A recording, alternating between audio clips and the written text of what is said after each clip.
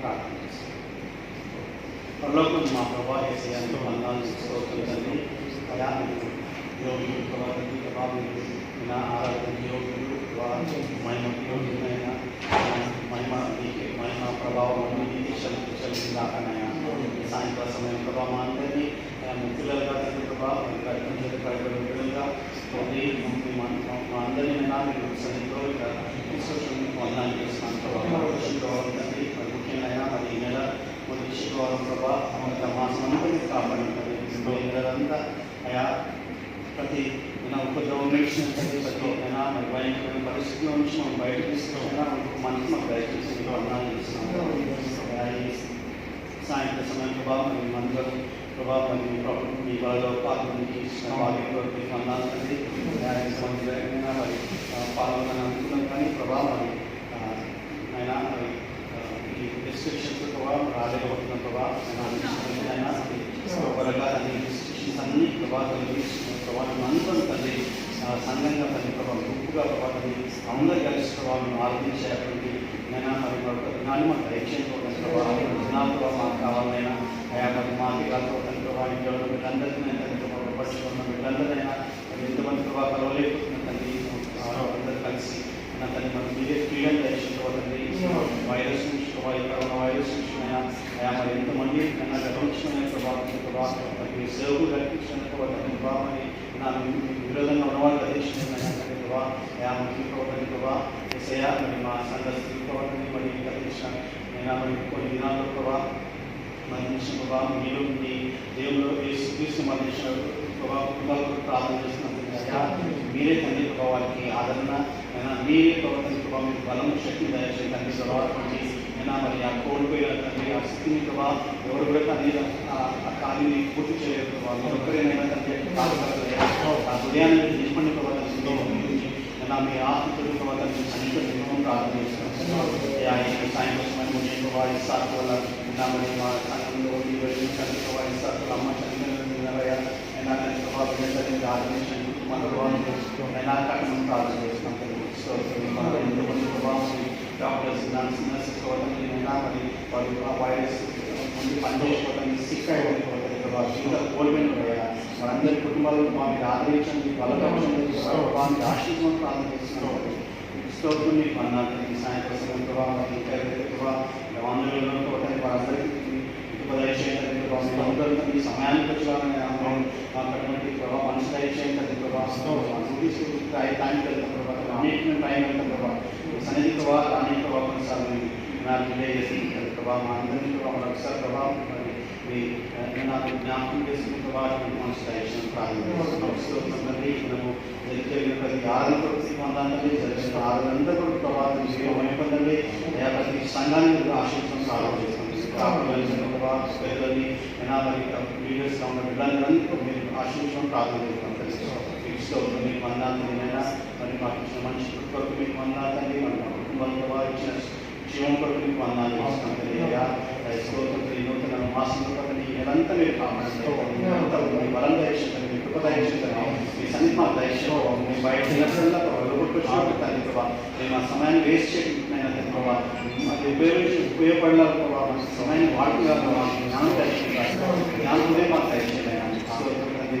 అయా మీ వాక్యం జరిగిన తర్వాత సమయాన్ని పోనీ తండ్రి సజీవం చేసుకొని చెప్తున్నారు ప్రభావం మీ వాక్యం తండ్రి వందనాలు మీ వాక్యం స్తోత్రం సాయంత్రం ప్రభావం మీరు నడిపించి మాకు బలపరచమని ఆయన వచ్చిన బిడ్డలు తాకమని మీకు వందనాలు చూసుకుని తెలుసు యేసు క్రీస్తు శాంతండి.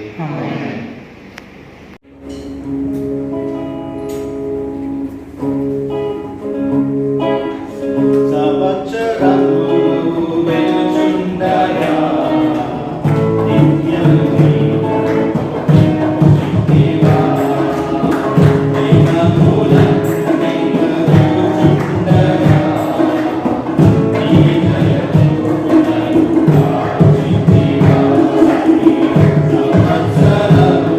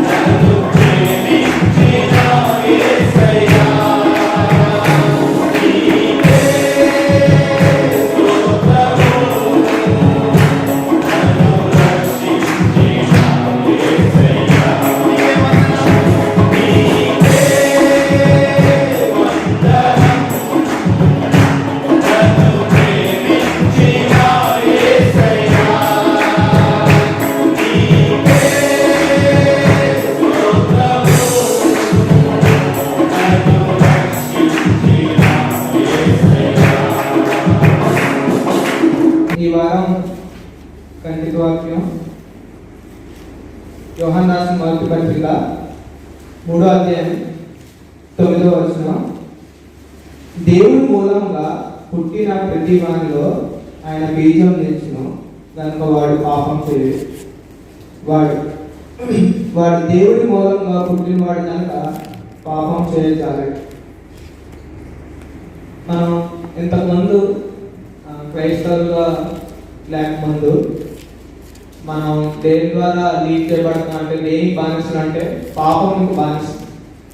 కానీ ఎప్పుడైతే మనం యేసయ్యని అంగీకరించామో అప్పుడు దేవుడి మూలంగా పుట్టినవాడు.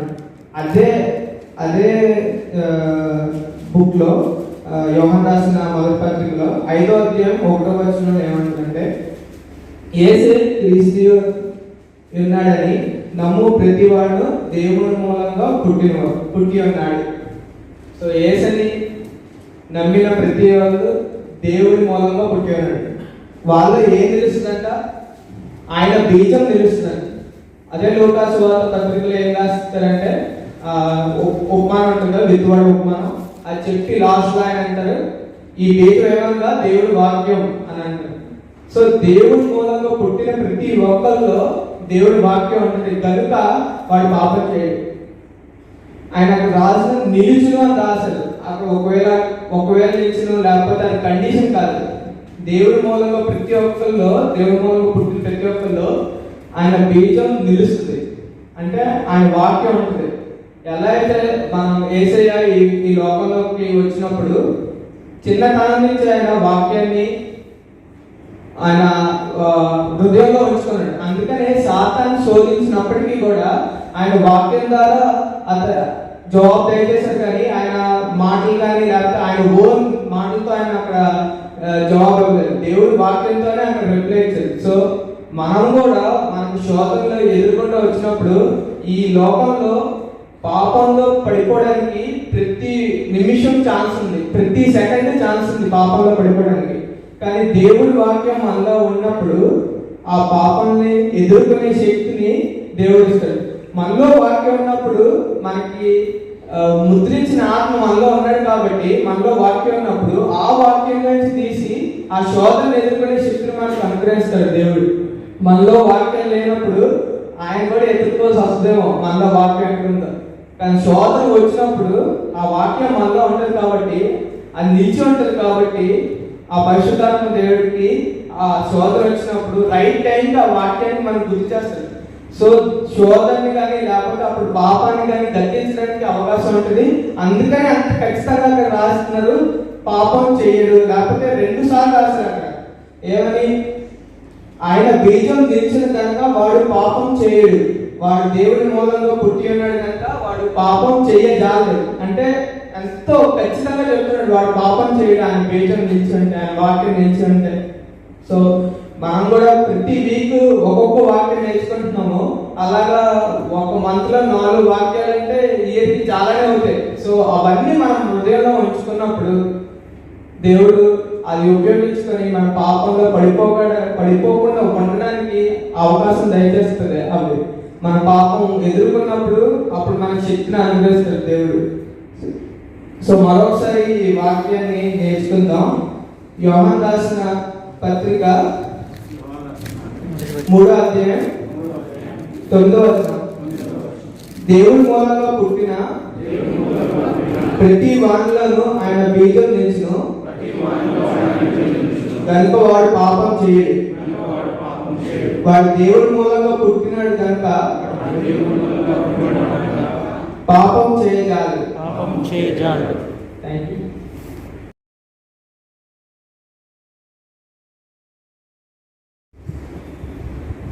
యేసుతో పాటు పలికిపడి రాత్రి ఆయన పాత్రను పట్టుకుని రోజులు తీసుకొని దాన్ని తెరిచి ఆ శిష్యులకి ఇవ్వకుందుకు యేసుతో చెప్తాను. మళ్ళీ మత్తయి సువార్త 26వ అధ్యాయంలో మత్తయి సువార్త 26వ అధ్యాయం 26వ వచనం చదువుకుందాము. వాళ్ళ భోజనం చేస్తుండగా యేసు ఒక రొట్టె పట్టుకొని దాన్ని ఆశీర్వదించి విరిచి తన శిష్యులకు ఇచ్చి ఇది తీసుకుని తిని ఇది నా శరీరం అని చెప్పాను.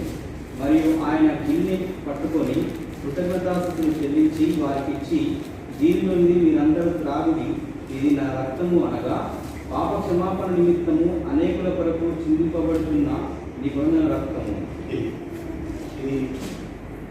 దీన్ని ఈ ప్రభు వలని ఆరంభించింది యేసు ప్రభు వారే. మరి మనము అది కంటిన్యూ చేయమని చెప్పి కూడా యేసు ప్రభు చెప్తా ఉన్నాడు. అక్కడ ఒకసారి లేదా అపోజిట్ పౌలు చెప్తా ఉన్నాడు, ఇది దేవుడు నాకు ఇచ్చిన అని చెప్పేసి చెప్తా ఉన్నాడు. సో దీన్ని మనము కొన్నిసార్లు మనము వారానికి ఒకసారి చేసుకుంటూ ఉంటాము, కొంతమంది వీళ్ళు కానప్పుడు మంత్లీ ఒకసారి చేసుకుంటూ ఉంటాము.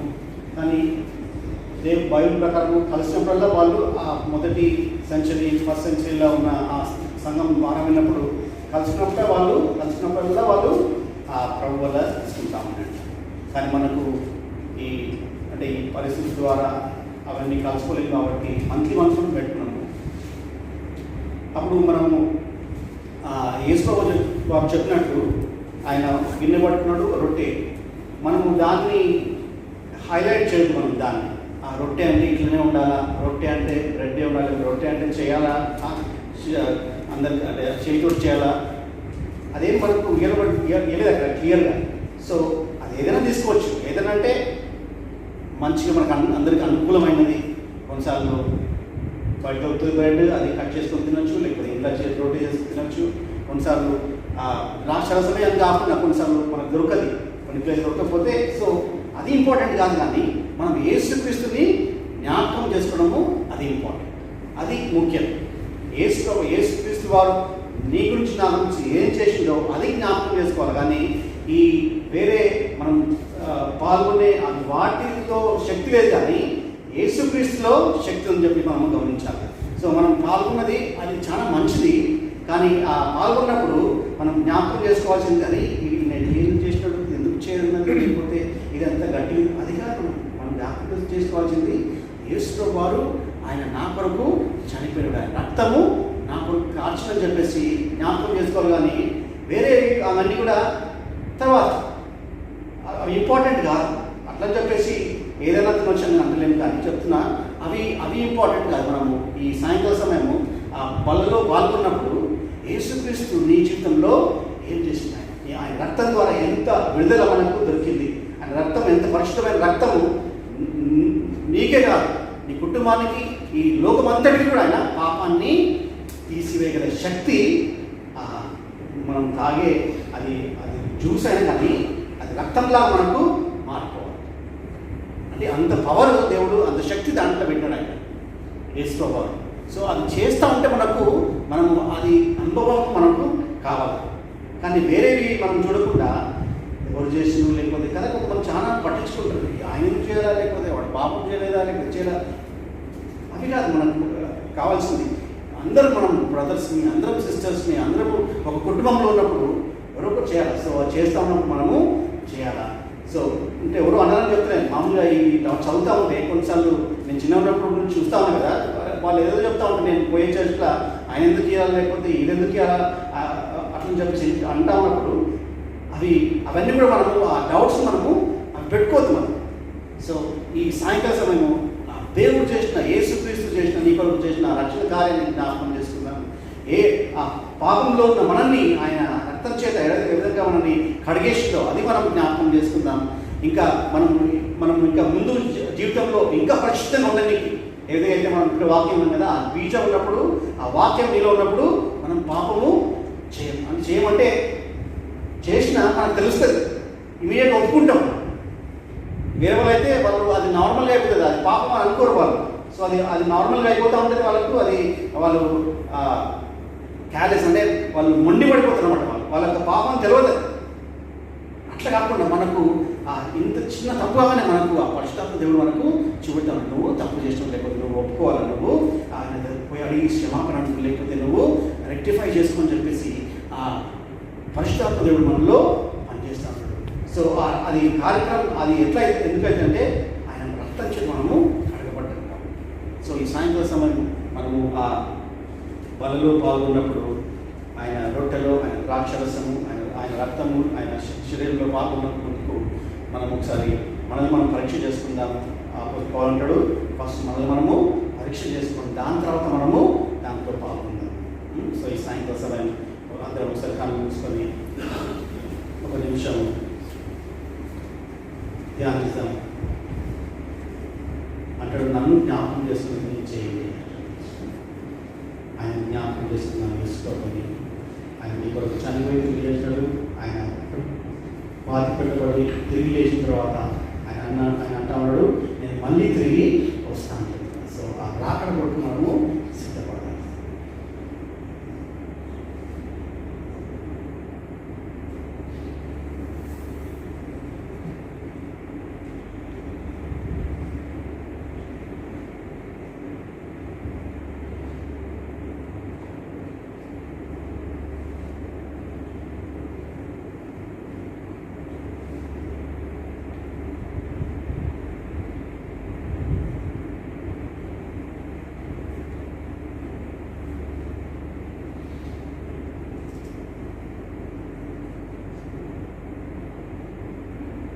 ఈరోజు రాష్ట్రం కొరకు ప్రార్థన చేస్తున్నాం. అశోక్ ప్రార్థన చేస్తావా? Ashok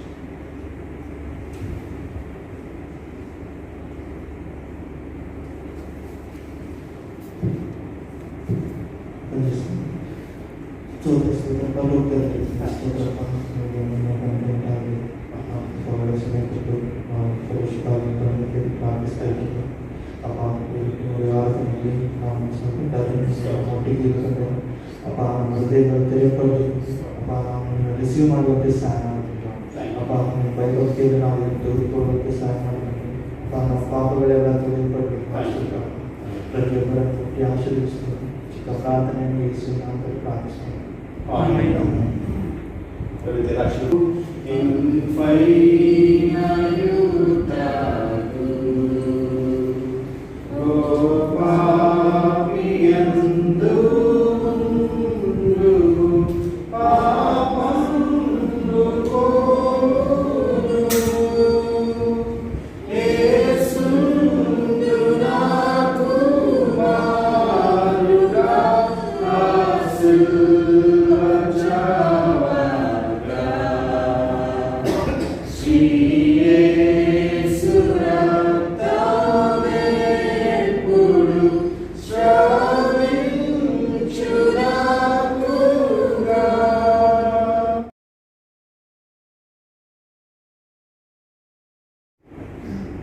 Hallelujah, hallelujah, hallelujah, hallelujah, hallelujah, hallelujah, hallelujah, hallelujah, hallelujah. దేవానికి వందనాలు, తండ్రికి వందనాలు, మహాపరిశుద్ధుడు మహిమగలిగిన తండ్రి, నిత్యము తండ్రి, కోటలు తత్వనాయన కొన్ని అడుగులు వచ్చి మా పరమ తండ్రి, మీ పరిశుద్ధమైన కాలాలకు తగిన వందనాలు. ఈ సేవ మమ్మల్ని ప్రేమించి మంచి ప్రభావం మాకందరికీ ఆయన ఇచ్చిన పథకాన్ని బట్టి మీకు వందనాలు. ఈ సంస్థ ప్రభావం 5 కలిసి కాపాడు. భయంకర దినాల్లో తండ్రి మమ్మల్ని ఎంతగానో తండ్రి దినదినమాయాన్ని కృపచేతను బలపరుస్తూ ఆపిస్తున్నాను. పాలన వరకు నాకు ఇస్తున్న జీవం వరకు మీకు వందనాలు. ఇది నా 6 నెలలు కూడా మీ సన్నిధిలో ఈ విధంగా నేను తండ్రి కలుసుకోవడానికి తండ్రి నాన్న పరిశుద్ధమైన బలలో పాల్గొనే తండ్రి మాకందరికీ నాన్న ఇస్తున్నాను. మీకు వందనాలు కూడా ఈ సన్నిధిలో కీర్తనగాడు సెలవించిన ప్రకారంగా ఆయన ఈ సన్నిధిలో ఒక దీనం గడుట 1000 దినం శ్రేష్టమైన వాక్యం సెలవిస్తుంది. అటువంటి శ్రేష్టమైన మాకందరికీ దయచేస్తామైనా అయ్యా మీకు వందనాలు. అయ్యా కొంతమంది అవకాశం ముందు రాలేకపోతున్నారు, కొంతమంది అవకాశం లేక రాలేకపోతున్నారు తండ్రి. ఇప్పుడున్న పరిస్థితి నాన్న చూస్తున్న దేవుడు మేమందరం ఎటువంటి కట్టుబాట్లు లేకుండా మేమందరం ముందుకు వెళ్ళి సంతోషంగా మీ సన్నిధిలో ఆనందించడానికి నాన్న మీరే మార్గాలు తెరవడం ప్రార్థన చేస్తున్నాం. ఈ మహాకృపను బట్టి తండ్రి నా యొక్క దేశంలో నాన్న పర్వాలను తండ్రి తగ్గిస్తున్నావు దేవా. నీ మహాదైని బట్టి తండ్రి అవును దేవా. ఎవరైతే నీకు ప్రథమ స్థానం ఇస్తారో తల్లి ఆ దేశాన్ని జనాంగాన్ని దీవిస్తానని సాధించిన దేవుడు ఈ మాట తండ్రి ఆకాశం ముందు గతించినా కానీ నా మాటలు గతించమని దేవుడు సరించిన దేవుడు ఆయన ఈ వాగ్దానం పట్ల తండ్రి ఈ కంట్రీ పట్ల నెరవేరుస్తున్నది మేమందరం తండ్రి నాయన ఈ వారం మా పని పట్ల తోడు ఉన్నాం.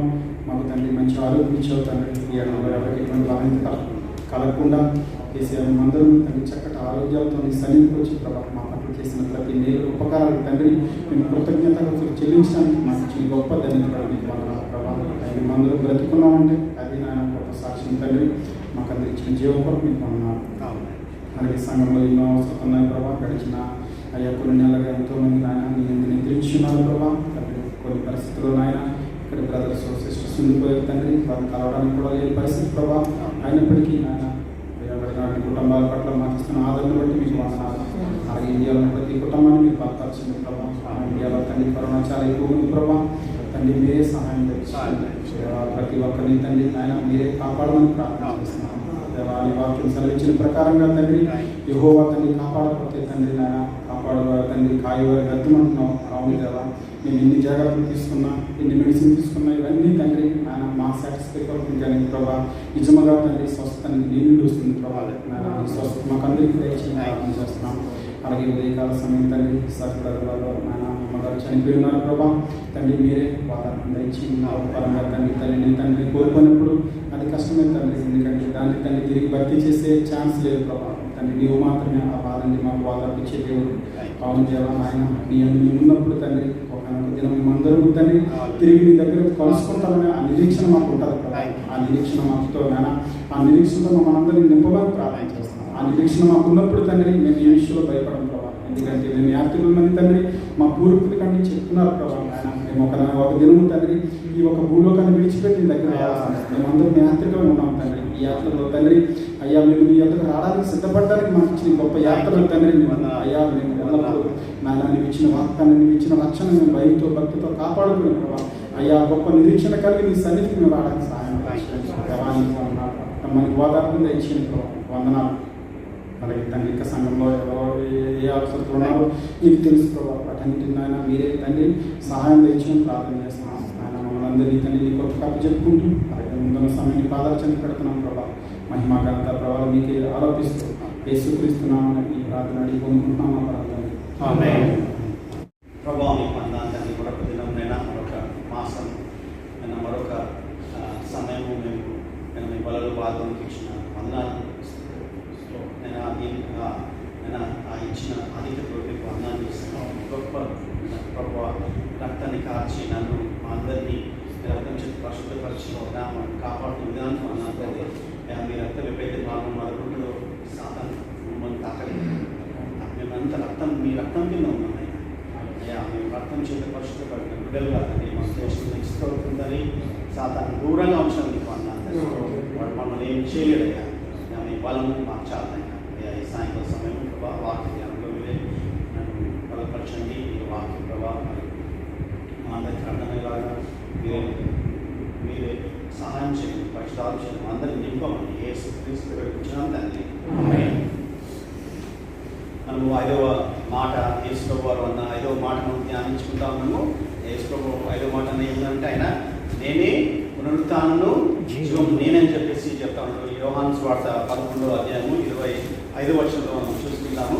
యోహాను సువార్త 11వ అధ్యాయం 25వ వచనంలో ఉంటుంది. అందుకు యేసు పునరుత్థానమును జీవమును నేనే, నా యందు విశ్వాసం ఉంచువాడు చనిపోయినను బ్రతుకును కదా. పునరుత్థానం అంటే మనము ధ్యానించున్నాము. చనిపోయిన తర్వాత మళ్ళీ జీవము రావడము పునరుత్థానం అంటే చనిపోవడం ఎండ్ కాదు. యేసుక్రీస్తులో ఉన్నప్పుడు ఎప్పుడైతే యేసుక్రీస్తు బిడ్డగా నువ్వు అయినప్పుడు చావు నిన్ను ఆపలేదని చెప్పేసి చెప్తున్నారు. పునరుత్థానం అంటే చనిపోయిన తర్వాత జీవం ఇచ్చేది ఒక్క వ్యక్తి, ఆయన అంటే యేసుక్రీస్తు. ఆయన నేనే అంటున్నాడు, నేనే పునరుత్థానము జీవం అని చెప్తాను. సో మనము అందరము రాలేకపోతున్నాము. ప్రతి వారము ఆర్డినరీ వీక్స్ వస్తాను. కొన్నిసార్లు డ్యూటీ వల్ల కొన్నిసార్లు 3 వారాలు 4 వారాలు అవుతా ఉన్నాయి కదా. అందుకనే మన గురించి మరి రికార్డింగ్ చేసి మన వాట్సాప్లో పెడతా ఉన్నారు. మరి జయకుమార్ కష్టపడి పెడతా ఉన్నారు. మనం అందరం చూస్తున్నామో లేదు కానీ చూస్తే మనకు ఆ లింక్ దొరుకుతూ ఉంటుంది. ప్రతి ఆదివారం ప్రతి శుక్రవారం ఏమవుతున్నది వాక్యము అనేది దాని గురించి. కానీ ఇంకా వేరే ఏమి ఏమంటారు సీక్రెట్ ఏం లేదు. మన చర్చ్ పెద్ద కావాలా లేదు, ఏం లేదు. అందరం వాక్యము వినాలా. మిస్ అయిన వాళ్ళ కోసము కొంతమంది కష్టపడుతున్నారు. దేవుడు జయకుమార్ని ఇంకా అందరినీ దీవించడం కాక. సో మనము ఆ దినము పోయిన వారం చూస్తున్నాము. మొట్టమొదటి ఇంపార్టెంట్ థింగ్ మనం చూస్తుందంటే అక్కడ లూకాసు వార్త రాసిన దగ్గరికి వెళ్ళినాము. మార్తా మరియా లాజర్ గురించి లూకా భక్తుడు ఒక మాట రాసినట్టు ఏముందంటే 10వ అధ్యాయం లూకా 10వ అధ్యాయం 38వ అక్కడ రాస్తా ఉన్నాడు. అంతటా వారు ప్రయాణమై పోవచుండగా ఆయన యొక్క గ్రామంలో ప్రవేశించను. మార్తా అనే ఒక స్త్రీ ఆయనను తన ఇంట చేర్చుకుంది. అక్కడ యేసుప్రభు వారు ఆ శిష్యులు ఆ దారిన బెతని పోతా ఉన్నప్పుడు యేసుప్రభు అడగలేదు, లేకపోతే శిష్యులు అడగలేదు మేము మీ ఇంటికి రావాలన్నా, లేకపోతే మీ ఇల్లు ఓపెన్ చేస్తారని అడగలేదు అక్కడ. కానీ ఇక అక్కడ చూస్తే ఆ కుటుంబంలో ఒక్క ఆమెనే ఆమెకి ఏమనిపించిందో, లేకపోతే ఆమె యేసుక్రీస్తు గురించి విన్నదనుకుంటా ఆమె యేసుక్రీస్తు గొప్పతనాన్ని చూసిన తర్వాత ఆమె అనుకున్నది ఒకటే చిన్న ఆశ. ఆమె అనుకున్నది ఏంటంటే నేను యేసుక్రీస్తుని నా ఇంటికి పిలుస్తాను. ఆ చిన్న ఆశ మనం చూస్తున్నాం పోయిన వారం. ఆ చిన్న ఆశ ఎంత దారి తీస్తుందంటే ఆ యేసు పునరుత్థానము జీవము అన్న వ్యక్తిని ఆ ఇంటికి తీసుకొచ్చాడు. ఆయన స్నేహితుడిగా అయిపోయింది, వాళ్ళ కుటుంబానికి ఒక ఫ్రెండ్గా తయారైపోయాడు. ఎప్పుడు ఆయన్ని ఇన్వైట్ చేసినాడు. ఆమె అనుకోలేదు అనుకుంటా ఆమె జీవితం ఇట్లా మారుతుంది, మనం ఇప్పుడు కూడా ఆమె గురించి మనం మాట్లాడుకుంటామని చెప్పేసి ఆమె అనుకోలేదు అనుకుంటా. కానీ ఆమె ఒక్క చిన్న డెసిషన్, చిన్న నిర్ణయం అది కదా. అది మనం చాలాసార్లు మన చిన్న చిన్న నిర్ణయాలు మనం చాలా లైట్ తీసుకున్నాం. కానీ ఆ చిన్న నిర్ణయమే మనకు ఆ పెద్ద బ్లెస్సింగ్కి దారి తీస్తూ ఉంటుంది కదా. ఈ సాయంకాల సమయం మరి మనం మాటనే కాకుండా మనం చూస్తూ ఉంటాము. ఒక దగ్గర ఒక వ్యక్తి, ఈ వ్యక్తి కూడా ఆయనకు చిన్న డిజైర్ ఉంది అంతే, ఆ చిన్న ఆశ ఉంది. ఆ చిన్న ఆశ ఎంత వరకు దారి తీసిందంటే యేసుక్రీస్తు అన్నాడు నేను వస్తా అన్నాడు. చూడండి ఇక్కడ ఆయనకున్నది ఒకటే చిన్న ఆశ, కానీ యేసుక్రీస్తు అన్నాడు నేను వస్తా అని చెప్పి. ఇక్కడనేమో మార్తనేమో పిలిచింది ఇంటికి, ఇంకో దగ్గర చూద్దాము యేసుక్రీస్తు నేను ఇంటికి వస్తాను. ఇప్పుడు ఆ చిన్న ఆశ ఉన్నప్పుడు ఆ లూకా సువార్తలు నేను రాస్తా ఉన్నాడు. లూకా భక్తుడు 19వ అధ్యాయం 1వ వచనంలో, లూకా సువార్త 19వ అధ్యాయం 1వ వచనంలో ఇక్కడ కూడా యేసు ప్రభువు శిష్యులు వెళ్తా ఉన్నారు. అక్కడ కూడా వెళ్తా ఉన్నారు మార్త దగ్గర. ఇక్కడ కూడా యేసు ప్రభు శిష్యులు ఒక ప్లేస్ నుంచి ఇంకో ప్లేస్కి వెళ్తా ఉన్నారు. ఎందుకంటే ఆయన సంచరించుచు ఎరికో పట్టణంలో ప్రవేశించి దాని గుండా పోవచ్చున్నాడు. అక్కడ ఒక వ్యక్తిని కలవాలని లేదని యేసు ప్రభు వారు వెళ్తా ఉన్నాడు. అక్కడ ఆయన షెడ్యూల్లో ఆయన ప్రయాణంలో ఆయన వెళ్తా ఉన్నాడు అక్కడ.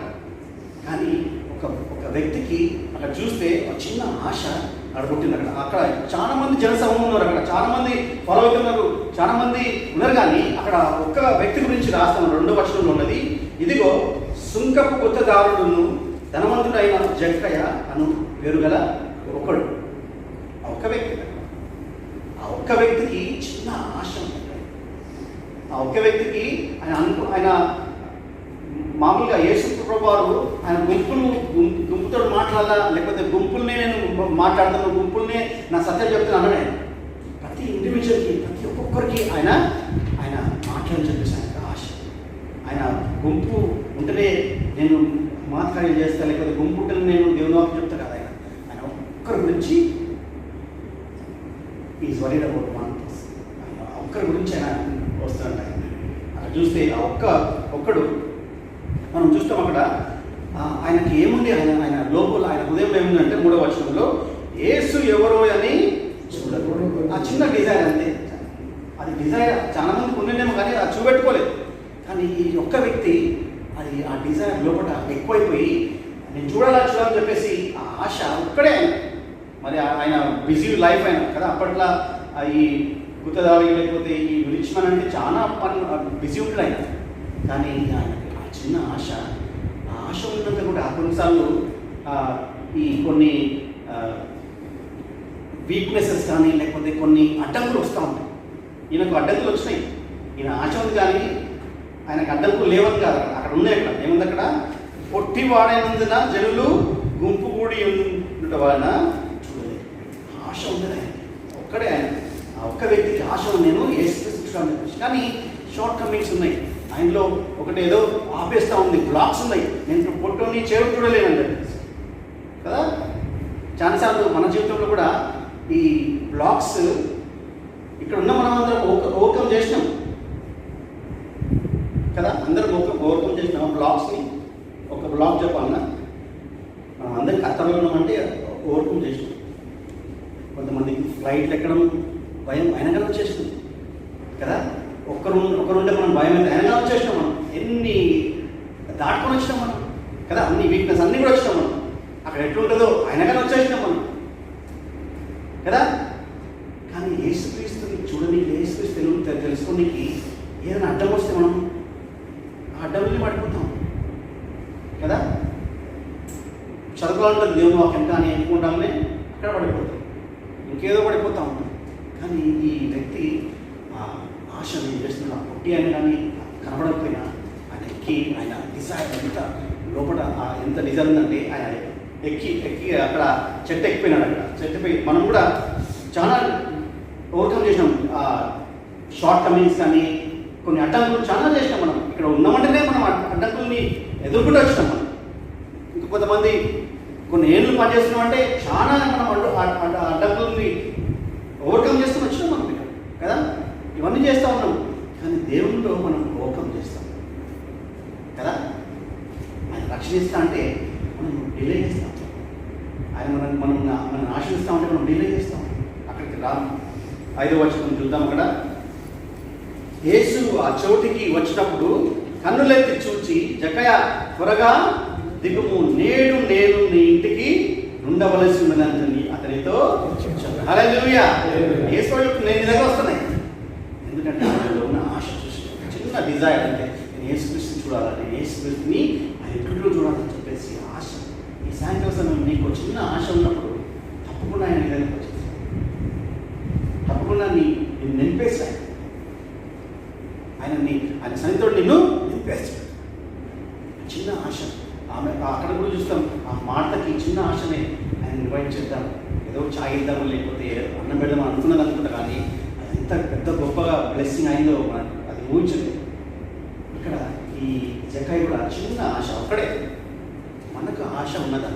నేను దేవుల్లో బలపడాలా, లేకపోతే నేను ఇతరులకి సాక్షిగా ఉండాలా, నా కుటుంబానికి నేను ఆశతో ఉండాలా, లేకపోతే నేను ఒక పనుల్లా ఉండాలి దేవుని రాజ్యంలో, లేకపోతే నేను నిలబడాలని చెప్పేసి ఆ చిన్న ఆశ ఉంటే చాలు. దేవుడు అయినా నింపుతూ ఉంటాడు. నాకు ఆశ ఉన్నది, ఆవిడ పాపి దొంగతనం చేస్తూ ఉంటాడు. కానీ ఆయన చిన్న ఆశను చూసి చెప్తున్నాడు, నీకు రక్షణ వచ్చేసింది, నీ ఇంటికి రక్షణ వచ్చింది కదా. అతడు త్వరగా దిగు, సంతోషంతో ఆయనను చేర్చుకొని. అక్కడ చదువుదాం, 5వ వచనం చదువుదామా. యేసు ఆ చోటికి వచ్చినప్పుడు అన్నిటి చూచి, జక్కయ్య త్వరగా దిగుము, నేడు నీ ఇంటికి ఉండవలసి ఉన్నదని అతనికి చెప్పగా అతడు త్వరగా దిగి సంతోషముతో ఆయన చేర్చుకోలేదు. ఆమె అంత గొప్ప దేవుడు, మన దేవుడు ప్రేమగా దేవుడు. ఈ సాయంత్రం సమయం మనం ఎన్ని ప్రాబ్లమ్స్ పోయినా కానీ ఆ చిన్న ఆశ చూస్తూ ఉంటాం. నీ ఉదయంలో నా ఉదయంలో ఆ చిన్న ఆశ ఉన్నప్పుడు మన ఆశల్ని ఆయన నెరవేర్చేవాడు. మన డిజైర్స్ని ఆయన ఫుల్ఫిల్ చేస్తూ ఉంటాడు. మంచి డిజైర్స్, చెడ్డ డిజైర్స్ని కాదు, కానీ మనకున్న మంచి ఆశనైనా అన్నీ ఫుల్ఫిల్ చేస్తాం. రెండవది మనం చూసుకున్నదంటే అక్కడ చూస్తే ఆ మాట ఒకటే ఆ దేవుని యేసుక్రీస్తుని ఇంటికి రమ్మన్నది, ఒకటే రమ్మన్నది చూస్తాం దేవుని వాక్యంలో క్లియర్గా. కానీ యేసుక్రీస్తు వచ్చినప్పుడు అక్కడ చూస్తాము ఆయన కుటుంబం అందరినీ ప్రేమిస్తూ ఉన్నాడు. లూకా సువార్త 11వ అధ్యాయం, యోహాను సువార్త 11వ అధ్యాయం 5వ వచనం చూస్తాము. యోహాను సువార్త 11వ అధ్యాయం 5వ వచనంలో యేసు మార్తను, ఆమె సహోదరిని, లాజరును ప్రేమించాడు. ఎంత గొప్ప మాట. ఎప్పుడైతే నువ్వు యేసుక్రీస్తుని నీ హృదయంలో రమ్మన్నప్పుడు ఆయన నిన్ను కాదు, నీ కుటుంబం అందరినీ కూడా ఆయన ప్రేమిస్తూ ఉంటాడు. ఆయన నీ అందరినీ ప్రేమిస్తూ ఉంటాడు. నీకు అక్కడ దగ్గర అపోస్తలైన పౌలు ఇంకా శీల వాళ్ళు ఒకసారి జైలు ఉన్నప్పుడు అక్కడ జైలర్కి చెప్తా ఉన్నారు. అపోస్తల కార్యము 16వ అధ్యాయం 30వ వచనంలో, 31వ వచనంలో, అపోస్తల కార్యం 16వ అధ్యాయం 31వ వచనంలో చెప్తున్నారు. అందుకు వారు ప్రభు అయిన యేసునందు విశ్వాసం ఉంచుము, అప్పుడు నీవును నీ ఇంటి వారును రక్షణ పొందుదురని చెప్పి అతని ఇంటినున్న వారందరికీ దేవుని వాక్యము బోధించు. నువ్వే ఇక్కడ కూర్చున్న మనమందరము మన కుటుంబానికి ఒక ద్వారం, మన కుటుంబానికి ఒక తలుపు. యేసుక్రీస్తు రానికి మనమే తలుపు. మరి నువ్వు తలుపు తెలిస్తే ఆయన నీ కుటుంబంలోకి వస్తుంది. నీలోకి వచ్చిన తర్వాత నీ కుటుంబాన్ని, నీ పిల్లల్ని అన్నిటి కూడా ఆయన ఆశీర్వదిస్తాడు. ఆయన మనకు హామీ ఇస్తాడు. ఆయన మనతో ఉంటాడు. ఆయన మనకు ఆయన రక్షణ ఇస్తాడు, మనకు కాపుదల మనకు ఆయన దయచేస్తూ ఉంటాడు. అది నువ్వే ద్వారం. మరి నువ్వు తలుపు తెరుస్తున్నావా, లేకపోతే ఇంకా తర్వాత చూద్దామని. దేవుడు ఆయన కడతా ఉన్నాడు తలుపు దగ్గర. ఉదయం అనే తలుపు కడతా ఉన్నాడు. ఎవరు తెలిస్తే అదే వచ్చేస్తాడు. ఆయన ఎంత గొప్పది. రాజులకు రాజు, ప్రభులకు ప్రభు, సైన్యములకు అధిపతి యెహోవా సృష్టికర్త. ఆయన మనం నథింగ్, మనం బూడిద లేకపోతే మనం ధూళి, మన దగ్గరకు వస్తుంది. ఎంత గొప్ప దేవుడు. ఆయనని ఇన్వైట్ చేస్తే మనము దాన్ని మనము మూడవ సంగతి చూస్తున్నాం. పునరుత్థానము జీవం అని చెప్పేసి ఆ యేసు అన్నది ముందుకు అక్కడ చూస్తే మనము యోహాను సువార్తలో చూద్దాం. మొదటి వచనం చూస్తే అక్కడ యోహాను సువార్త 11వ అధ్యాయం 1వ వచనంలో లాజరు అను ఒకడు రోగి ఆయన కదా. దేవుడి వాక్యం చెప్తా ఉన్నది. ఆయన బాగలేదని చెప్పేసి చెప్తాను. వాళ్ళ అక్క ఇంకా చెల్లె ఏం చెప్తుందంటే బాగలేదని చెప్పేసి యేసు వారు చాలా ప్రేమించుడు కాబట్టి సో వాళ్ళు ఒక వర్తమానం పంపిస్తారు. ఎవరికి? యేసు వారికి. ప్రభువా, ఇదిగో నీవు ప్రేమించేవాడు రోగి అయినాడని ఆయన ఎంతకు వర్తమానం పంపి అక్కడ ఇన్ఫర్మేషన్ చెప్పేసి అక్కడ లాజరు చాలా బాగలేడు, లేకపోతే ఆల్మోస్ట్ డెత్లో ఉన్నాడు, చనిపోయే స్థితిలో ఉన్నాడు అని చెప్పేసి ఆ ఇన్ఫర్మేషన్ వాళ్ళకి వెళ్ళిపోయింది. ఎవరికి? యేసు ప్రభు చెవులోకి వెళ్ళిపోయింది. యేసు ప్రభు విన్నాడు. విన్నాక మామూలుగా మనం ఏం చేస్తాము, ఇమీడియట్గా స్టార్ట్ అవుతాం కదా. ఎక్కడ ఉన్నా కానీ మన అమ్మ బాగాలేదు, అమ్మ సీరియస్ ఉందంటే అప్పటి కాలంలో టెలిగ్రామ్ ఉంటుండే కదా, చిన్నగా వస్తుంది లైన్ అంతే. మదర్ సీరియస్, స్టార్ట్ ఇమీడియట్లీ అనగానే మనకు గడపడానికి మనం వెళ్ళిపోతాం కదా. అట్లుంటుండే. ఇప్పుడు ఎంత దగ్గరకు వచ్చినామంటే ఇప్పుడు మనం ఫోటోలు చూసి చనిపోతుంటే మనం పోతలేము, చూస్తున్నాం కదా అప్పుడు యేసుక్రీస్తు చెప్పగానే ఇమీడియట్గా రావాలి కదా. నార్మల్గా అయితే ఆయన ప్రేమిస్తాను, లాజర్ని అందరినీ ప్రేమిస్తున్నాను చెప్పేసి దేవుని వాక్యం చెప్తానది, కానీ రావాలి. కానీ యేసు రెస్పాన్స్ మనం చూద్దాం అక్కడ. అది విని, ఈ వ్యాధి మరణం కొరకు వచ్చినది కాదు కానీ దేవుని కుమారుడు దాని వలన మహిమపరచబడినట్లు దేవుని మహిమ కొరకు వచ్చినదన్నాడు. అక్కడ ఆయన రెస్పాన్స్ చూస్తే అక్కడ ఆయన తెలుసు ఏమైందో అన్నీ తెలిసిన వ్యక్తి సర్వాధికారి చెప్తున్నాడు. యేసు అది విని, ఈ వ్యాధి మరణం కొరకు వచ్చినది కాదు కానీ దేవుని కుమారుడు దాని వలన మహిమ పరచబడినట్లు దేవుని మహిమ కొరకు వచ్చింటాడు. అక్కడ మనం చూస్తాము, మనమేమో వరి అవుతూ ఉంటాం, అరే బాగలేడు రావాలా యేసు, కానీ యేసు ఆయనకు తెలుసు ఆయన ఏం చేయాలో అని చెప్పేసి మనం చూస్తాం. అక్కడ చాలాసార్లు మనం అనుకుంటాము మనకు సిక్నెస్ కానీ లేకపోతే మనకు నాశనము లేకపోతే మనకు వచ్చే ఆ సమస్యలు అవన్నీ కూడా సాతాను వల్లనే వస్తాయి అనుకుంటాం కదా. సాతాను చేస్తున్నాం అంటాం. కొన్నిసార్లు అనుకుంటాం అన్ని దేవుడే నాకు ఇస్తుంది, లేకపోతే దేవుడే ఈ పని చేస్తున్నాడు, నన్ను నాకు జాబ్ ఇస్తలేడు, లేకపోతే దేవుడు నాకు ఆన్సర్ చేస్తుందని చెప్పేసి దేవుని మీద మనం బ్లేమ్ చేస్తూ ఉంటాం చాలాసార్లు. కానీ ఇక్కడ చూస్తే అన్నీ కూడా మనము దేవుని మీద బ్లేమ్ చేయదు, అన్నీ కూడా మనము సాతాను మీద బ్లేమ్ చేయకుండా ఇక్కడ చూస్తాము. కొన్ని పరిస్థితులు మన జీవితాల్లో కొన్ని దేవుని మహిమ కొరకు జరుగుతూ ఉంటాయి. ఇక్కడ లాజరు ఆడ బాలేనప్పుడు యేసు చెప్తా ఉన్నాడు, ఈ వ్యాధి మరణం కొరకు వచ్చినది కాదు కానీ దేవుని కుమారుడు దాని వలన మహిమ పొందాలి. దేవుడు మహిమ పొందాలి. మనం చూస్తాం ఇంకోదాన్ని కూడా యేసు వారు సేమ్ సిచ్యువేషన్లో ఒక దగ్గర అంటా ఉంటాడు. శిష్యులు వాళ్ళు వెళ్తూ ఉన్నప్పుడు యేసుతోటి ఒక గుడ్డేవుని చూస్తూ ఉంటారు. అక్కడ కన్నులేని వాడిని చిన్నప్పటి నుంచి అంటే పుట్టినప్పటి నుంచి ఆ కన్నులేని వ్యక్తిని చూసినప్పుడు ఆ శిష్యులు అడుగుతూ ఉంటారు వాళ్ళు యేసుని, ప్రభువా మరి ఈయన గుడ్డిగా పుట్టిండు, ఈయన పాపం చేసినా లేకపోతే వీళ్ళ తల్లిదండ్రులు పాపం చేసినా అంటే అప్పుడు రెస్పాన్స్ యేసు ఏమంటారంటే అక్కడ యోహాను సువార్త అంటే 9వ అధ్యాయం 3వ వచనంలో, యోహాను సువార్త 9వ అధ్యాయం 3వ వచనంలో యేసు చెప్తా ఉన్నాడు, దీన్ని కన్నవాడైన పాపం చేయలేదు కానీ దేవుని క్రియల నుండి ఎందు ప్రత్యక్షపరచుటకే మీరు గుడ్డివాడు.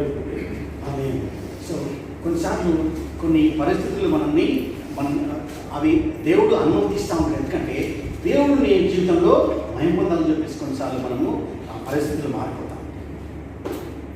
అన్నిటికాలు కాదు, కొన్నిసార్లు. సో ఎప్పుడైతే నువ్వు దేవుడిలో ఉంటావో నీకు తెలుసు అది దేవుని మహిమ కొరకు జరిగిందా, లేకపోతే నీ తప్పు వల్ల జరిగిందా, లేకపోతే ఇంకేదేమైనా అయిందా అని చెప్పేసి ఎప్పుడు తెలుస్తుందంటే, ఇప్పుడు ఎప్పుడైతే నువ్వు దేవుల్లో ఉండి ఆయనలో మనం ఆయన విశ్వాసం ఉండి ఆయనలో పెరుగుతూ ఉన్నప్పుడు తెలుస్తుంది ఆయన నీకు అది ఎందుకు వచ్చింది. ఇక్కడ చూస్తాము లాజరు వ్యాధి దేవుని మహిమ కొరకు వచ్చింది. సో మన జీవితంలో కొన్నిసార్లు దేవుడు మహిమ పొందాలని చెప్పేసి కొన్ని ప్రాబ్లమ్స్ పెట్టలేము. కొన్నిసార్లు మనకు సిక్నెస్ వస్తుందేమో, కొన్నిసార్లు మనకు పరిస్థితులు భయంకరంగా ఉంటాయేమో. ఎందుకంటే దేవుడు మహిమ పొందాలి. నీ జీవితం ద్వారా ఎవరు మహిమ పొందాలా? దేవుడికి మహిమ రావాలి కదా. దేవుడికి మహిమ పొందాలని చెప్పేసి అక్కడ చూస్తూ ఉంటాం.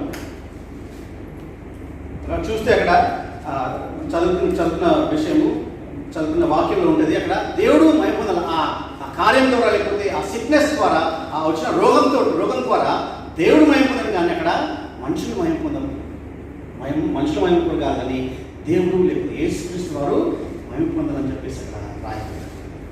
సో కొన్నిసార్లు మనం బైబిల్లో కూడా చూస్తూ ఉంటాం, దేవుని వాక్యంలో కొన్ని పరిస్థితులు దేవుని మహిమ కొరకు ఆయన చేస్తున్నాం.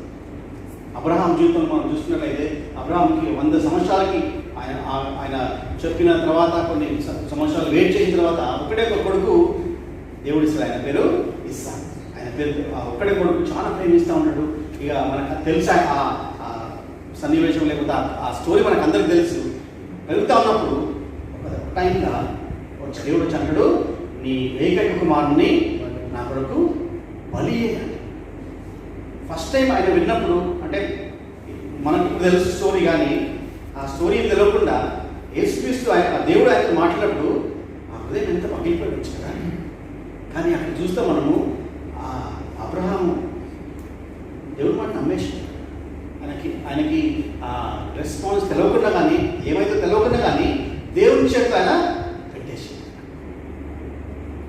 ఎప్పుడైతే మనము దేవుడు చెప్పిన మాటలు మనం వింటూ ఉంటామో కొన్నిసార్లు అది మనకు అర్థం కాకపోయినా కానీ అది చివరికి అది దేవునికి మహిమ తీసుకొస్తాం. అది మనం చూస్తాం. అబ్రహాము జీవితంలో చూద్దాం. 22వ అధ్యాయంలో మొదటి 2 వచనాలు చూస్తే దేవుడు మాట్లాడుతూ ఉంటాడు. యెహోవా దేవుడు ఆదికాండము 22 మొదటి 2 వచనాలు. ఆ సంగతులు జరిగిన తర్వాత దేవుడు అబ్రహామును పరిశోధించాడు. ఎట్లనగా ఆయన అబ్రహాము అని పిలువగా చిత్తం ప్రభువు అన్నాడు. అప్పుడు ఆయన, నీకు ఒకడే ఉన్న నీ కుమారుని అనగా నీవు ప్రేమించి ఇస్సాకును తీసుకుని మోరియా దేశంలో దిగి అక్కడ నేను నీకు చెప్పబో పర్వతంలో ఒకదాని మీద దహనబలిగా అర్పించి దహనబలి చంపేమని చెప్తాం కదా. మనం అనుకుంటాం అది వినగానే అబ్రహాము భయపడాడు. మనమైతే భయపడతాం కదా, చంపేయమంటుంది దేవుడు.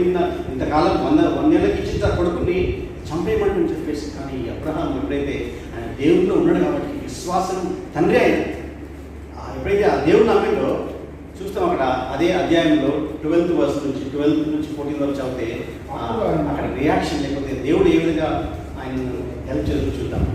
అప్పుడు ఆయన చిన్నవాని మీద చెయ్యి వేయకును, అతనేమి చేయకు, నీకు ఒక్కడే ఉన్న నీ కుమారుని నాకు ప్రేమించలేదు కనుక నీవు దేవునికి భయపడేవాడు అని ఇందువల్ల నాకు కనబడుతుంది. హల్లెలూయా.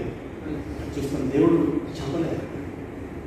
దేవుని ప్లాన్ వేరు కదా.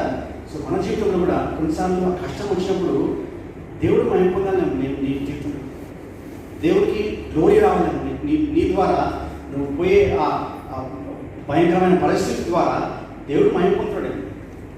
మనకు తెలియదు అది, కానీ అట్లనే వెయిట్ చేస్తూ ఉన్నప్పుడు ఆ తర్వాత తెలుస్తుంది అబ్రహాం ఏ విధంగా అయితే ఆయన అనుభవించిందో మన జీవితంలో కూడా మనము తిట్టదు దేవుణ్ణి, లేకపోతే కర్స్ చేస్తూ ఉంటే కొంతమంది కదా ఎందుకు వచ్చిందని లేదు.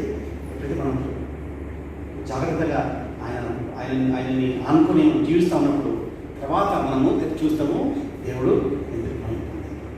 చూస్తే మనం స్టీఫెన్ జీవితంలో కూడా ఆయన యవనస్తుడు కదా. కొత్తగా అప్పుడు చర్చ్ స్టార్ట్ అయింది, సంఘం స్టార్ట్ అయిన తర్వాత ఆయన గురించి రాస్తూ ఉంటాడు దేవుడికి వాక్యము. ఫుల్గా ఆయన పరిశుద్ధాత్మ చేత నింపబడ్డ వ్యక్తి అంటే ఆయన. ఇంకా ఆయన విశ్వాసం గల వ్యక్తి ఎవరు? స్టెఫెన్. ఆ స్టెఫెన్ చూస్తే యవనస్తుడు ఆ యవన కాలంలోనే ఆయన అందరి ముందు చంపబడ్డాడు. మనకు అనిపిస్తుంది ఎందుకు చచ్చిపోవాలి దేవుడితో నిలబడ్డప్పుడు. కానీ మనం అక్కడ కొంతమంది బైబిల్ స్కాలర్స్ పండితులు బైబిల్ పండితులు చెప్తా ఉంటారు, ఆ స్టిఫెన్ చనిపోయినందుకంట ఈ అపోస్తలుడు పౌలు దేవుని తెలుసుకున్నదానికి ఒక కారణం అంట. హల్లెలూయా. అక్కడ దేవుడు మహిమ పొందింది. అక్కడ దేవుని మహిమ అక్కడ కనబడతా ఉందంట. ఆయన ద్వారా ఎంతోమంది దేవుని దగ్గరికి వచ్చినారు. సో నువ్వు పోయే కష్టాల్లో, లేకపోతే నువ్వు పడే ఆ భయంకరమైన పరిస్థితుల్లో కొన్నిసార్లు నీకు అర్థం కాకపోవడం నీ ఫ్యూచర్లో అది నీకు ఒక బ్లెస్సింగ్ ఆయన దేవుడు మహిమ పొందుతారు నీ ద్వారా. సో కష్టాలు వచ్చినప్పుడు, ఎప్పుడంటే దేవుల్లో ఉన్నప్పుడు కష్టాలు వచ్చినప్పుడు, నువ్వు దేవుడు లేకుండా కష్టాలు వచ్చినప్పుడు వేస్ట్. దేవుని వాక్యం చెప్తుంది, యేసుక్రీస్తులో ఉన్న మనం అందరం కూడా ఎప్పుడైతే ఏది జరిగినా కానీ ఆయన మహిమ కొరకు జరుగుతుంది. ఎప్పుడు మనం అందరం దేవుళ్ళలో ఉన్నప్పుడు. రోమీ రాష్ట్ర పత్రిక 8వ అధ్యాయము 28వ వచనం చదువుతాం. రోమీ రాష్ట్ర పత్రిక 8వ అధ్యాయం 28వ వచనంలో ఉంటుంది. అక్కడ దేవుడు ప్రేమించే వారికి, అనగా ఆయన సంకల్పము చొప్పున పిలువబడిన వారికి మేలు కలుగుటకై సమస్తమును సమకూడి జరిగించులని పెరుగుతుంది. ఆమె దేవుడిని ప్రేమిస్తూ ఉన్నప్పుడు కొన్నిసార్లు ఆ భయంకర పరిస్థితుల్లో అవన్నీ కూడా మన మేలు కోసమే జరుగుతూ ఉంటాయి. ఆయన మహిమ పొందాలని చెప్పేసి జరుగుతూ ఉంటాయి. సో మనం డిస్కరేజ్ కావాలి. కొన్నిసార్లు ఈ పరిస్థితులు చూస్తూ ఉంటే మన స్నేహితులు చనిపోతూ ఉన్నప్పుడు, మన బంధువులు లేకపోతే మన సొంత బ్లడ్ రిలేషన్స్ చనిపోతున్నప్పుడు మనకు అనిపిస్తుంది దేవుడిని తీసుకుంటున్నాడు కదా. ఈ పరిస్థితిని ఎందుకు పోవాలనుకుంటాం, కానీ తర్వాత మనకు తెలుస్తుంది దేవుడు మనం పొందాలని చెప్పేసి. దేవుడికి మహిమ రావాలి. ఏ పరిస్థితి అయినా కానీ ఎప్పుడైతే నువ్వు దేవుడిలో ఉంటావు కదా, దేవుని ప్రేమించి వారికి, అనగా ఆయన సంకల్పం చొప్పున పిలువబడిన వారికి మేలు కలుగుటకై సమస్తమును సమకూడి జరుగుతున్నవన్నీ అన్నీ. ఎప్పుడైతే నువ్వు దేవుళ్ళలో ఉంటావు, దేవుడు లేకపోతే ఈ మాట కాదు. ఎప్పుడైతే నువ్వు దేవుళ్ళలో ఉంటావో, నువ్వు కష్టాలు పడుతున్నప్పుడు అది దేవుని మహిమ కొరకు అన్నీ మంచి కొరకు జరుగుతావు. మంచి కొరకు. నేను ఈ దినం ఇక్కడ నిలబడ్డానంటే నాకు ఆత్మీయ నడిపించిన ఒక వ్యక్తి, ఆయన పేరు విజయభూషణ్. ఆయన కొన్ని వందల మందికి ఆయన వాక్యం చెప్పి చాలా మందిని బలపరిచింది. చాలా మంది బలపరిచినాయి. ఇప్పుడు కూడా చాలా మంది బలంగా దేవుని సేవలో ఉన్నారు, ఇంకా వాడపడతాను. ఆయన ఒక గవర్నమెంట్ ఎంప్లాయీ, ఆయన రిటైర్డ్ అయిపోయింది. వాళ్ళ కూతురు రూత్ అని చెప్పేసి ఆమె దేవుని సేవ చేద్దామని చెప్పేసి ఆమె నిర్ణయించుకొని బైబిల్ కాలేజ్ డిగ్రీ అయిపోయిన తర్వాత పెళ్ళయింది. ఇప్పుడు 11 years డాటర్ ఉన్నాయి. లాస్ట్ వీక్ వచ్చింది కరోనా వచ్చి 3 days బ్యాక్ చనిపోయింది. Young 35 years. ఎంత బాగున్నారు కదా, ఎంత కూతురు చనిపోయింది, చిన్న బేబీ. కానీ అక్కడ వీడియో చూస్తున్నప్పుడు వాళ్ళు చూపెడతాను వీడియో వచ్చిన అందరినీ ఈయన విజయభూషణం పోయి ఆయన వాళ్ళని ఆదరిస్తూ ఉంటాడు. యాక్చువల్లీ అందరూ పోయి ఆయనను ఆదరించారు, కానీ అంటే దేవుళ్ళలో ఉన్న బలము మనకు కనబడతా ఉంటుంది. అక్కడ దేవుళ్ళలో ఉన్నప్పుడు ప్రతిదీ కూడా మనము దేవుని మహిమకు చెందని చెప్పేసి మనము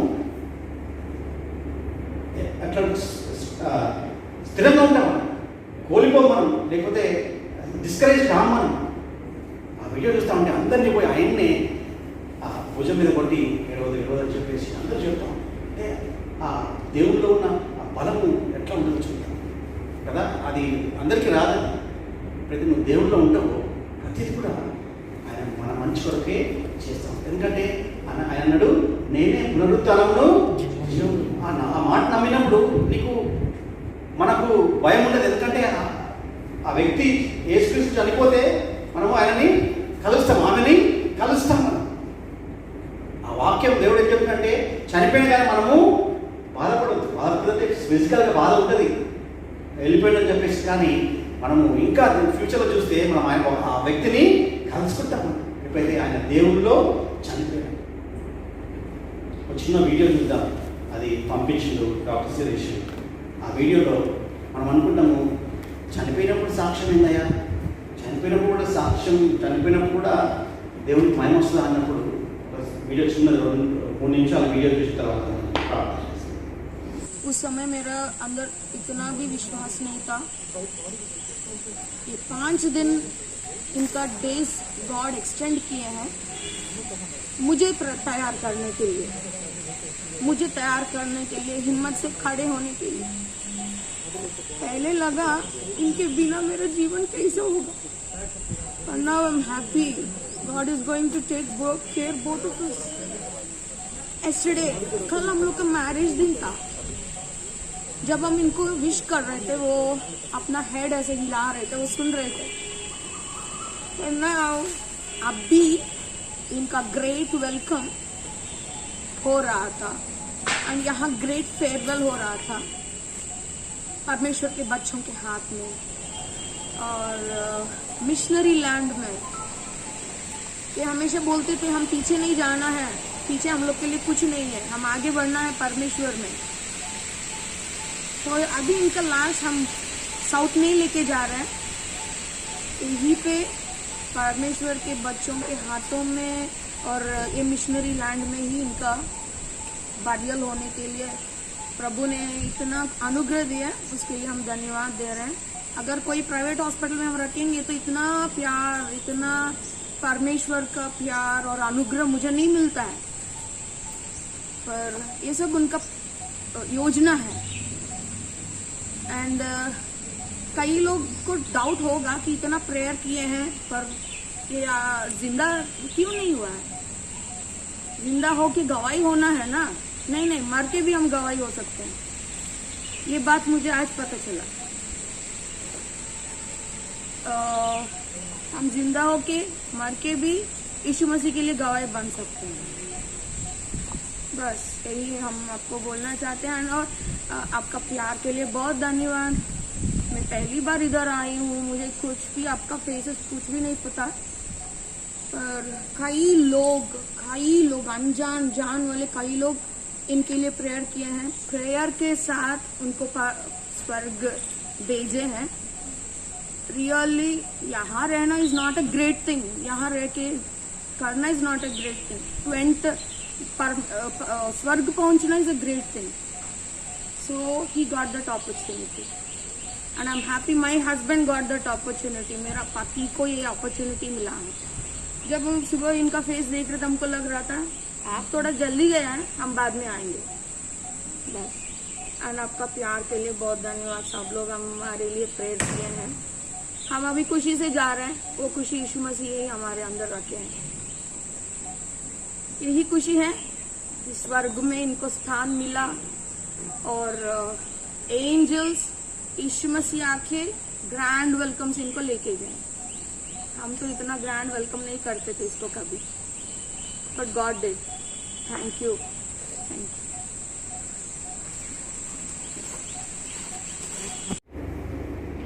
ఇద్దరు భార్య భర్తలు మన తెలుగు ప్రాజెక్ట్ వాళ్ళు అక్కడ బీహార్కి వెళ్ళి ఆ స్కూల్ క్రిస్టియన్ స్కూల్లో మిషనరీగా చేస్తున్నట్ట పని. క్రిస్టియన్ స్కూల్లో టీచర్స్గా చేస్తున్నప్పుడు వాళ్ళ హస్బెండ్ ముందు నుంచి చనిపోయాడు. ఆమె ఎంత ధైర్యంగా ఉండొచ్చు. ఆమె తెలుసు యేసుక్రీస్తు పునరుత్థానము జీవమై అన్నాడు కదా, ఆమె నమ్ముతుంది. ఆమె నమ్మినప్పుడు ఆమె భయపడతలేదు. ఆమె అంటుంది నేను ఆయన కలుస్తాను అక్కడ యేసుక్రీస్తు నేను కలుస్తాను.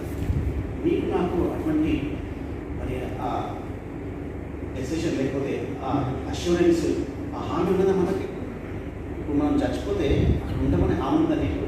లేకపోతే నీ తల్లి లేకపోతే చనిపోతే మీ ఇంట్లో మనం చూస్తామనే హామీ ఎప్పుడు వస్తుందంటే మనం అందరం దేవుళ్ళు గట్టిగా విశ్వాసం ఉన్నప్పుడు వాళ్ళ బాధ ఉంటుంది కానీ భయం ఉండదు, నిష్కామం. ఎందుకంటే మనం చూస్తాం ఆయన చూస్తాం. ఎందుకంటే యేసుక్రీస్తు అన్నాడు పునరుత్థానములో జీవమే. ఆయన మాటను ఆయన ఎప్పుడు వెనుక తీసుకోవడం.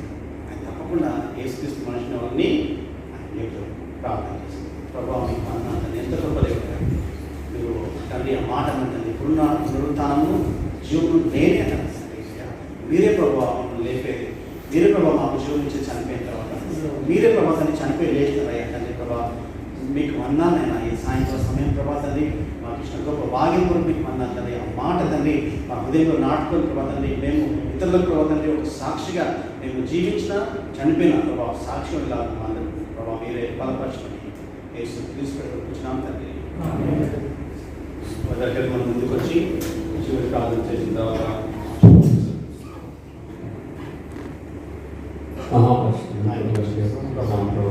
అనే సాయంకాల సమయంలో ప్రభావం నివసించి ప్రభా ఈ సజీవమైన మాటలు ప్రభావ మా జీవితాలు చేస్తున్నాం. ఆయన ఈ లోకంలో ప్రభావ మీరు మమ్మల్ని తీసుకుని వచ్చారు. నాయన నన్ను బట్టి ఉంటున్నా ప్రభావ మా జీవితం అంతా ప్రభావ నీకు బతిపెట్టాలి నడిపించండి. నేను ఈ లోకంలో మేము జీవించినంత కాలం ప్రభావ స్వార్థగా ప్రపంచంలో సహాయం నడిపించండి.